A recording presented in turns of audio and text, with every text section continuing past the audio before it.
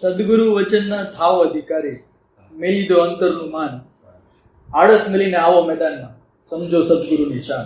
પેલા થાવ નાનું નાનું બોલો. સદગુરુ છે ને, સદગુરુ કોને કહેવાય? પેલા આપણે અહીંથી શરૂઆત કરી. સદગુરુ કોને કહેવાય? એક એક શબ્દને ફોડી આવે.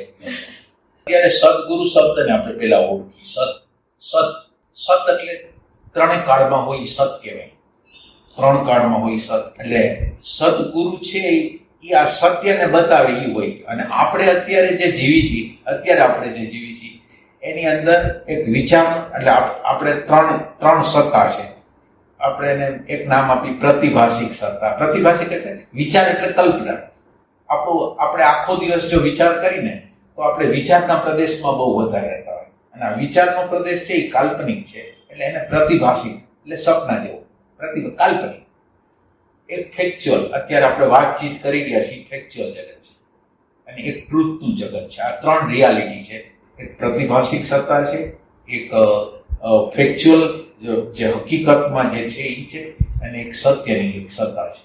એટલે આપણો શબ્દ સદગુરુને સમજાવવા માટેનો છે. સદગુરુ એટલે સદગુરુ છે એ આપણને આ કાલ્પનિક જગતમાંથી છોડાવી ફેક્ચ્યુઅલ જગતમાં લઈ આવે, અને ફેક્ચ્યુઅલ જગતમાંથી પછી ટ્રુથના જગતમાં લઈ જનાર હોય ને એને સદગુરુ કહેવાય. એટલે આ સદગુરુ શબ્દની વ્યાખ્યા. પછી શું કહે છે? સદગુરુ વચનના થાવ અધિકારી. વચન એટલે વચન શબ્દને આપણે બહુ સારી રીતે સમજવું. પેલા વચન એટલે પેલા વચનને નહીં અડી આપણે, પેલા વચનને નહીં. પણ એમ કે સંત પુરુષ શેમાં જીવે છે? સંત પુરુષ જીવે છે શેમાં? તો એ કે ઓલા સત્ય જે અંદરનું જે સત્ય છે, આ નામરૂપની પાછળનું જે સત્ય છે એમાં એ જીવે છે. આ જે સંતો જે જીવે છે એ આમાં જીવે છે. એટલે વચનની અંદર એમ કે છે હું સતમાં જીવું છું, તમે મારા વખાણ કરશો, તમે મારી પૂજા કરશો, હું રાજી નથી. હું અંદર જેમાં જીવું છું એમાં તમે જીવશો તો હું રાજી થઈશ. એટલે હવે આ વચન શબ્દની અંદર પેલા શિષ્ય તૈયાર છે કે કાલ્પનિક જગતમાંથી નીકળવા માટે તૈયાર છે. કાલ્પનિકતાની અંદર આપણે જો કરવું હોય તો એટીટ્યુડ, માન્યતા, બિલીફ સિસ્ટમ, આપણા જે રૂટીન ટ્રેકો અને તોડવા તૈયાર છે. આ તોડવા આપણે જો તૈયાર હોય તો સદગુરુ જે વાત કરશે ત્યાં જવા માટે તો તત્પર રહેશું કે આપણે સાયકોલોજીકલ આપણા જે ટ્રેક છે, આગ્રહ, માન્યતા જે બધી છે ને છોડવા તૈયાર છીએ. બીજું ફેક્ચ્યુઅલ જગત અત્યારે જે મારા ઉપર બની રહ્યું છે, મારું અપમાન થયું હોય, માન થયું હોય, જે અનુકૂળ પ્રતિકૂળ બધા સંજોગો છે એ ફેકને સ્વીકારવા તૈયાર છો. અને આ ફેકને સ્વીકારવા તૈયાર હો તો તમે સત્યના પ્રદેશમાં પ્રવેશ કરી શકશો. એટલે સદગુરુ છે, જ્યારે સદગુરુ શબ્દ વાપરે છે ને ત્યારે તમારી અંદર પ્યાસ હોવી જોઈએ કે એ જે જગ્યાએ છે એ જગ્યાએ મારે જવું છે. પેલા આપણે આ શબ્દની વ્યાખ્યા આપી છે, પછી આપણે બીજી આપશું. પણ અત્યારે શબ્દની વ્યાખ્યા એવી છે કે સદગુરુ જે જગ્યાએથી બોલે છે એ જગ્યાએ મારે પહોંચવું છે. એટલી સિરિયસનેસ આપણી અંદર છે કે નહીં? હવે આ એક પોઈન્ટ છે. હવે એની અંદર તો આપણે અહંકાર, માન્યતા, ધારણાઓને જો ત્યાગી નહીં તો આપણે એ જગ્યાએ જઈ શકીએ નહીં. એટલે હવે ફરીથી જે શબ્દ પોતે બતાવવા માંગે છે ને, શબ્દ કે વચન, ઈ આપણા સત્ય જે હોવા પણ કોન્શિયસનેસ છે ને એના રેફરન્સમાં છે. વચન જ્યારે શબ્દ બોલે છે ને તો એ વચન શબ્દ સંકેત છે હોવા પણ શાશ્વતતા. આળસ મેલીને આવો મેદાનમાં. આળસ મેલીને આવો મેદાનમાં. આળસ શું છે? આળસ પ્રમાદ શું છે? પ્રમાદ શું છે? એટલે આમ આપણે કહીએ કે કંઈ પણ સાધના ન કરવા માટેનું પ્રમાદ. અને બીજું નિરતે કીધું એમ કે ભાઈ તમે કોન્શિયસનેસ સાથે કાંઈ ટચમાં નથી, કે કેન્દ્રમાં હો તો કેન્દ્ર સાથે ટચમાં નથી. એટલે એ આપણી સ્ટેગ્નન્ટ દશા, તમસની દશા, સ્ટેગ્નન્ટ. આપણે હાવ સ્ટેગ્નન્ટ થઈ ગયા છીએ. આપણી માન્યતા, આપણા ધારણા, આપણે રૂટીન, જે એક્શન રિએક્શન, આપણે હાવ સ્ટેગ્નન્ટ છીએ. અને સ્ટેગ્નન્ટ નો અર્થ જળનો અર્થ, બીજો જળનો અર્થ છે ડેટા હારે જોડાયેલા, સ્મૃતિ, જળ વસ્તુ હારે જોડાયેલા. આ તમસ છે. હવે આ જળ વસ્તુમાંથી બહાર નીકળી જવાની જે વાત છે ને એ શું કીધું છે? આળસ મેલીને આવો મેદાન. હા, આળસ એટલે આળસ આ છે કે આપણે અત્યારે જે માની છીએ, જે જાણી છીએ, જે માન્યતાઓ છે, જે એટીટ્યુડ છે એને બદલાવવા માંગતા નથી. કોઈ વસ્તુને આપણે બદલાવવા માંગતા નથી. નવી કોઈ વસ્તુને આવવા દેવા માંગતા નથી. ઈ તમસ છે. નવી વસ્તુને આવવા દેવા માંગતા નથી અને આપણે કોણ છીએ જાણવા માંગતા નથી. આપણે એટલા બધા બહારની બાજુમાં એટલા બધા વ્યસ્ત થઈ જાય છે કે આપણને જાણવા, કારણ કે આપણે એકલા બેસાડી, આપણી જાતને એકલા બેસાડી થોડી વાર પછી એમ થાય કે ટીવી જોઉં, મોબાઈલ લઉં, ફલાણા હારે વાત કરું, ઓના હારે વાત કરું. આપણી અંદર ખાલીપો છે અને ખાલીપાનો સાક્ષાત્કાર કરવા માંગતા નથી. આપણા અંદરનો ખાલીપો છે એનો સાક્ષાત્કાર, એનો આમનો સામનો કરવાની આપણી તૈયારી નથી. આ આળસ. સમજાવો સદગુરુની શાન. મને આની પહેલા મને મેદાન શબ્દ બહુ ગમે છે. મેદાન છે એ સ્પેસ છે, સ્પેસ છે, એમ્પ્ટીનેસ. કરેક્ટ ના. અને એટલે આપણે જે અવેરનેસમાં નથી એને સામે મૂકીને જોવાનું એક પ્રક્રિયા છે. એટલે આપણે જે છીએ એમાં આવવાની પ્રક્રિયા છે. જે એટલે આખા ફોલ્ટ હોય મારામાં, કે ગુડ હોય, કે બહુ વધારે પડતો હોય, અહંકાર હોય, પ્રમાદ હોય, વેગ હોય, જે હોય એને સમક્ષ મૂકું મેદાનમાં તો હું એની સાથે આંખ મિલાવી શકું કે હવે મારે આના ઉપર કામ કરવું છે. એટલે અંતર ભાંગ્યા વિના ઉભરો નહીં આવે. એટલે અંતરમાં શું ભાંગવાનું છે આપણે? હવે તો તમારે બધી માન્યતા બધું જે પકડી રાખ્યું છે એ ભાંગશું તો જશે ને એમ્પ્ટીનેસ તરફ. માન્યતા કોના આધારે આપણે ભાંગશું? માનો કે માન્યતા તોડવી છે, કેવી રીતે તૂટશે? દર્શન કરો. ના, એટલે કોનું દર્શન? જે ખોટું છે એટલે સમજો હું આમ માનીને ચાલતી કે આ શાકને આવી રીતે જ વઘારાય, નહીં તો ગડબડ થઈ જાય. હવે આ ગડબડ થઈ જાય મને કોણ, મેં તો જોયો નથી પણ મને મમ્મીએ કીધું છે.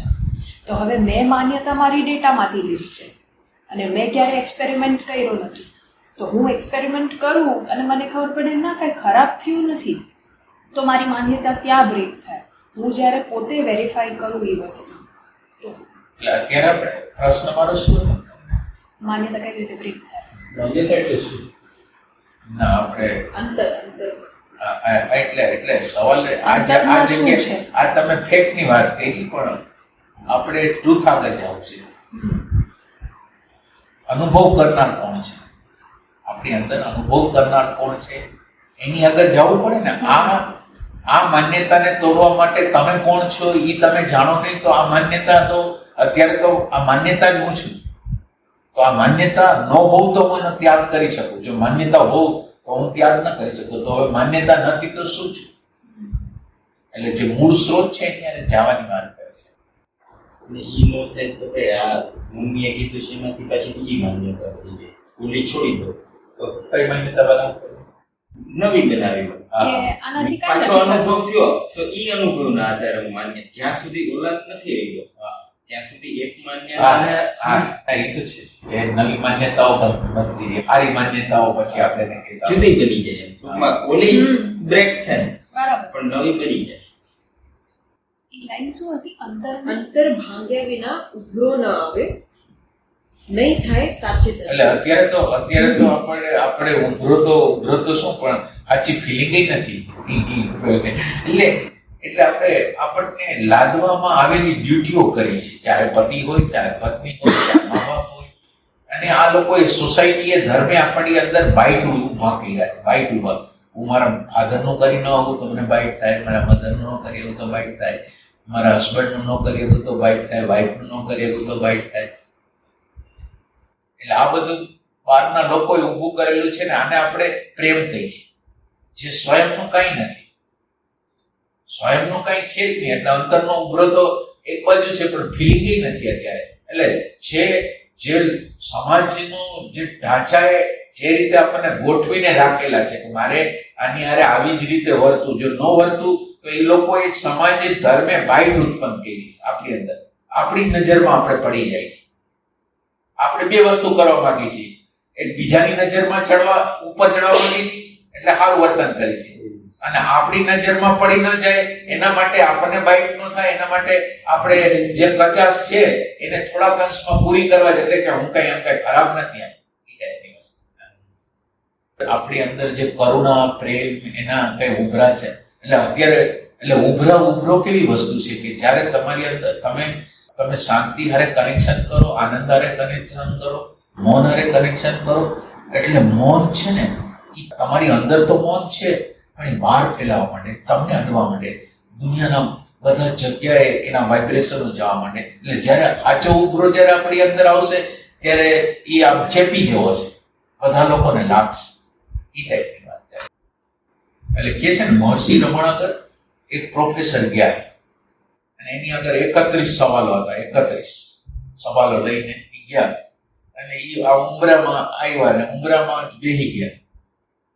ઉંબરા ઉપર જ ગયા અને એના 31 સવાલો ભાંગીને મૂકો થયો. ખાલી મોને જ ભાંગીને મૂકો કર્યો. એને કઈ સવાલ જ ન. આગળ છે નહીં થાય સાચી વાત. નહીં થાય સાચી વાત થાય તો બહુ ધ્રુજી જાય માણસ. સાચી વાત પછી બહુ ભયંકર છે. એટલે આપણે જે માની છીએ, હવે તમે જે માન્યતાના બેઝ ઉપર તમે ઉભા હો એ માન્યતાને હું કાપી નાખું, તમને એમ કહું કે આ વસ્તુ ખોટી છે, તમે ઉભા ક્યાં? એટલે સાચી વાત તો કોઈ સાંભળવા માટે તૈયાર જ નથી. આ દુનિયામાં સાચી વાત કરો બહુ રેડી નથી. તમારે અનુરૂપ માનો કે તમે જેટલું સહ્ય હોય એટલું હું તમને આપું, પછી મને ખ્યાલ આવી જાય કે આ સહ્ય નથી એટલે બેગ જાઓ પાછા સહ્ય. એટલે ખરેખર સાચી વાત તો કહી જ શકાતી નથી ને સાચી વાત કહેવા જાઓ તો બધાય ખડી જાય. એટલે વ્યાસજી અમારે કહેતા કે જો હું સાચી વાત કહેવાનું ચાલુ કરીશ ને તો અહીં કોઈ નહીં આવે. એટલે જે લોકો આપણી આગળ આવતા હોય ને એને બિચારા સહન કરીએ કે એટલા લેવલે આપણે વાત કરીએ, પછી આપણે પાછા બે કહીએ છીએ કે ના ના તમે બરાબર છે કરીને. અને આની અંદર બહુ એક વસ્તુ યાદ રાખવાની છે કે આમ નેગેટિવ એટમોસ્ફિયર, માનો કે આપણે માન્યતા તૂટે ને એટલે નેગેટિવ એટમોસ્ફિયર બનવા મળે, એટલે એ ન થવા દેવાય. એટલે આપણે પાછા બે કહીએ છીએ, પછી આપણે રાહ જોઈએ કે જેથી એની તૈયારી હશે તેની વાત કરશે. ના આઈ થિંક સાચો સાધક હશે ને તો એ નેગેટિવ સ્પીડમાં નહીં જાય. અગર સાચો સાધક હશે, એકદમ તટસ્થ રીતે જોવાની કેપેસિટી હશે તો એને આ ફીલિંગ નહીં આવે. ક્યાં છે સાચો સાધક મળવો છે? આપણે બધે બની ગયા છીએ ને, આપણે અત્યારે ત્યાં નથી તટસ્થપણે જોવાની ના, એટલે આપણે કેપેસિટી ડેવલપ કરવી પડશે. નહીં ના, આપણે એમ જ assume કરશું કે આ જન્મમાં આપણાથી કાંઈ નથી થવાનું, એમ અઝ્યુમ કરી લેશે તો પછી નથી થવાનું. રાઈટ? આપણે એના પર કામ, એટલે તો આળસ ફેલિંગ મેદાનમાં આવવાનું છે. ના, એટલે ઓબ્ઝર્વ કરવાનું છે કે આપણે કેટલું સહન કરીએ કે આપણે આપણી જાતની અંદર જ કરે આપણી જાતની અંદર. આ બધી વસ્તુ શું થાય, તમે વેરીફાઈ કરી આવો ને ત્યારે સાચું બને. માનો કે બોલનાર જે રીતે બોલતો હોય, પણ તમે એટલે દાખલા તરીકે મને એમ દેખાય છે કે તમે આ જગ્યાએ હું તમારાથી દૂર છું એટલે મને ખબર પડે છે દૂર છું, તમે તમારા મનની બહુ નજીક છો એટલે તમે માનો કે તમારી ફોલ્ટ નથી જોઈ. અમે તમારાથી દૂર છીએ અને ફોલ્ટને જોઈ શકીએ, અને આ ફોલ્ટને માનો કે અમે જોઈને અમે તમને બતાવીએ, તો હવે તમારી અંદર એટલી કેપેસિટી છે કે તમે જે વસ્તુ છો એનો નકાર થાય છે તો તમને કઈ થશે નહીં. એ બહુ અઘરું હોય છે, અમાપ અઘરું હોય છે. તમારે ભરેવાની જમીન જ ન રહે. આઘાત લાગશે, તમારી પ્રતીક્ષા પ્રણે ત્યાં જવાની અગર તૈયારી હશે સોર સુધી પહોંચવાની, તો તમે પાછા એ પાત્ર પર આવી જશો. તમારી વાત તો 100% સાચી છે.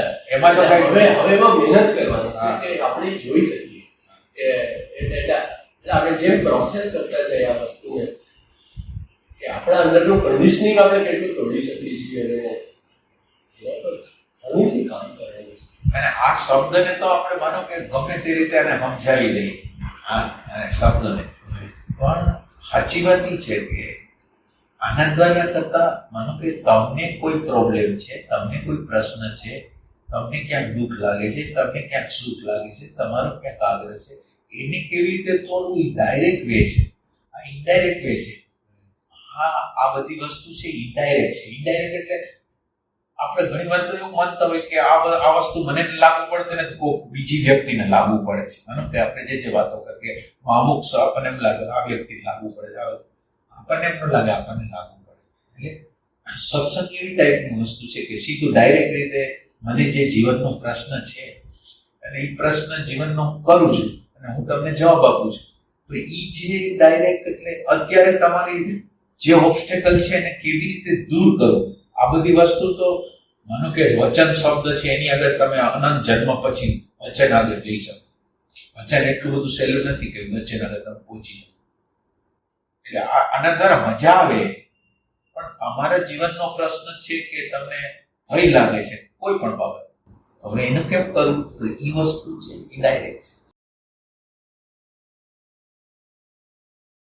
આગળ આંટી છૂટે જ્યારે અંતર તણી, આટી તો કેવી વસ્તુ છે કે એક સત વસ્તુ છે, એક ચિત્ત વસ્તુ છે. સત અને ચિત્ત. સત એટલે હોવા વાળો, ચિત્ત એટલે ભાન. હવે દાખલા તરીકે માનો કે હું તમને બતાવું કે આ શું છે, તમે આને કહું આ શું છે જોજો, અને તમે ખુરશી કયો, જે કયો, લાકડું કયો, તમે આને લાકડું કયો. હવે આમાં લાકડું દેખાય છે, લાકડાનો મૂળ, લાકડાને જે બતાવે છે, લાકડા તરીકે લાકડાને બતાવે છે, એટલે જે સત આની અંદર છુપાયેલું છે આ તો હાવ ફોલ્સ વસ્તુ છે. જેને પાછળ સત વસ્તુ છે કે જેના આધાર ઉપર કંઈક છે એવો જે અહેસાસ થાય છે એ આનો નથી, આ છે નથી, આની પાછળનું એક સત તત્વ છે એ છે. એટલે હવે અધ્યાસ કેવો થઈ ગયો, છે એ છુપાઈ ગયું છે અને નથી પ્રગટ થઈ ગયું છે. અત્યારે જે આપણી હાલત છે ને, છે એટલે આમાં છે ન હોય ને તો આ હોય જ નહીં. હવે આ છે એ આપણને દેખાતું નથી, એટલે આ બે અધ્યાસ કહેવાય. હવે આપણે આંટી કોને કહેવાય? આ જે સ્થૂળ વસ્તુ છે એની પાછળ જે સત વસ્તુ છે એને આપણે જોઈ શકીએ તો આંટી જડ ચેતનની જે આંટી છે એ છૂટી ગઈ. અત્યારે માનો કે તમને અત્યારે અન્ડરસ્ટેન્ડિંગ આપવામાં આવે છે તો અન્ડરસ્ટેન્ડિંગ તમને એવું લાગે છે કે બુદ્ધિને મળે છે. અન્ડરસ્ટેન્ડિંગ તમને એમ લાગે બુદ્ધિને મળે. આ અન્ડરસ્ટેન્ડિંગ નો મૂળ સોર્સ છે એ ભાન છે. મૂળ સોર્સ છે. હવે હું તમને અત્યારે એને બધું સમજાવી શકું એમ નથી, અત્યારે તમને આખું સમજાવી શકું એમ નથી, પણ આ બધાય જીવનની કોઈ પણ સમજણનો આધાર છે ને ભાન. અને ભાન થોડા સમય માટે 70-80 વર્ષના ગાળા માટે ટ્રાન્સમિટ થયું છે બોડીમાં, સેલમાં. થોડા સમય માટે જેમ લોઢાનો ગોળો હોય ને એને અગ્નિમાં થોડી વાર નાખી દે ઓલી ભઠ્ઠીમાં તો લાલાશ પકડી લઈએ, અગ્નિ પકડી લઈએ તો એ લાલાશ નથી, ઝાડવો ધર્મ એનો નથી, ગોળપણો એનો ધર્મ નથી, પણ આપણને અત્યારે એવું લાગે કે આ ગોળાનું ધર્મ છે. એમ અત્યારે જે ભાનનું તત્વ છે એ ભાનનું તત્વ તો આનું છે, પણ અત્યારે આપણને એમ લાગે છે કે બુદ્ધિને કંઈક ખબર પડે છે. એટલે હું તમને અત્યારે આ સમજાવી નથી શકતો કે કેવી રીતે, કારણ કે એ આખો લાંબો વિષય છે ને સમજાવવું બહુ અઘરું વસ્તુ છે, પણ અત્યારે એ સમજે કે નથી. પણ એ આ આંટીઓ આ છે, જળ અને ચેતન બે ભેગા થઈ ગયા છે, એને જુદી પાડી દઈ તો એ આંટી. એમાં શું છે, ઘણી વાતો આપણા માટે ફિલોસોફી થઈ જાય. મને હું આ બધી વાત કરું ને એ ઘણી વસ્તુ તમે આને તો નક્કર જ માનતા હો, પણ આનું તો અસ્તિત્વ નથી. આ તો હાવ કાલ્પનિક જ વસ્તુ છે અને ખરેખર છે નહીં એમ છે. પણ હવે આપણે અત્યારે કઈ પ્રૂવ કરી શકીએ નહીં. તમને જ્યાં લગી અનુભવ ન થાય ત્યાં લગી પ્રૂવ ન કરી શકે. એટલે આપણો યોગ વશિષ્ઠ રામાયણ એમ કહે છે કે ત્રણેય કાળમાં જગત બન્યું છે. ત્રણેય કાળમાં એનો આખો એક આ યોગ વશિષ્ઠનો સિદ્ધાંત છે. ત્રણેય કાળમાં જગત બન્યું છે. એટલે બન્યું નથી એનો સંદર્ભ એવો છે કે તમે જે આત્મતત્વ છે ને એમાં કાંઈ નથી. અને આત્મતત્વમાં કાંઈ ન હોય તો આત્મતત્વ સિવાય બીજું કોઈ છે તો શું હોય?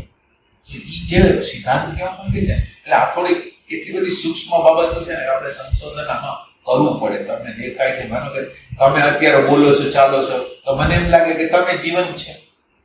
તો તમે જીવંત હો તો આ શરીરમાંથી કંઈક ઉડી જાય છે ત્યારે કેમ તમે બોલતા નથી, તમારી બુદ્ધિ કામ કરતી નથી, તો એ કોણ છે? શોધ કર્યું.